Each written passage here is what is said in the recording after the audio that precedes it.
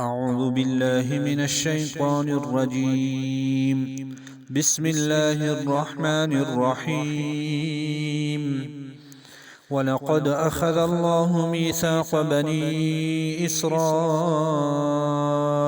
وبعثنا منهم 12 نقيبا وقال الله إني معكم لئن أقمتم الصلاة وآتيتم الزكاة وآمنتم برسلي وعزرتموهم وأقرضتم الله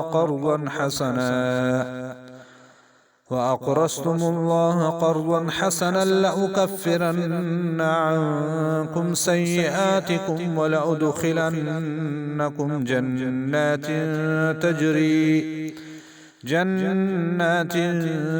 تجري من تحتها الأنهار فمن كفر بعد ذلك منكم فقد ضل سواء السبيل.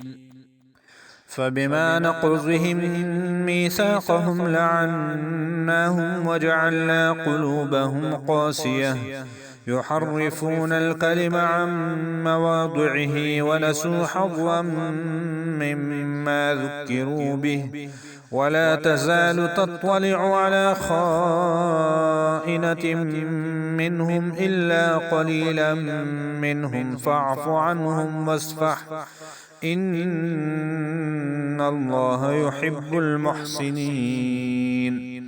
ومن الذين قالوا إنا نصارى أخذنا ميثاقهم فنسوا حظا مما ذكروا به فأغرينا بينهم العداوة والبغضاء إلى يوم القيامة وسوف ينبئهم الله بما كانوا يصنعون. يا أهل الكتاب قد جاءكم رسولنا يبين لكم كثيرا مما كنتم تخفون من الكتاب ويعفو عن كثير. قد جاءكم من الله نور وكتاب مبين يهدي به الله من اتبع رضوانه سبل السلام ويخرجهم من الظلمات إلى النور بإذنه ويهديهم إلى صراط مستقيم. لقد كفر الذين قالوا إن الله هو المسيح ابن مريم قل فمن يملك من الله شيئا إن أراد أن يهلك المسيح ابن مريم وأمه ومن في الأرض جميعا ولله ملك السماوات والأرض وما بينهما يخلق ما يشاء والله على كل شيء قدير. وقالت اليهود والنصارى نحن أبناء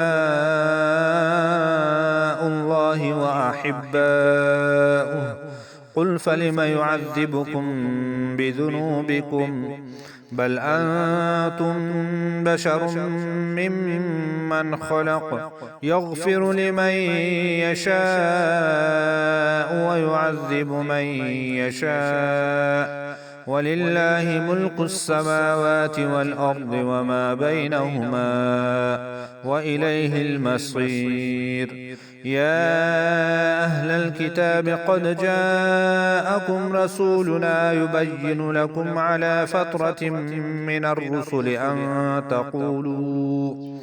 أن تقولوا ما جاءنا من بشير ولا نذير فقد جاءكم بشير ونذير والله على كل شيء قدير.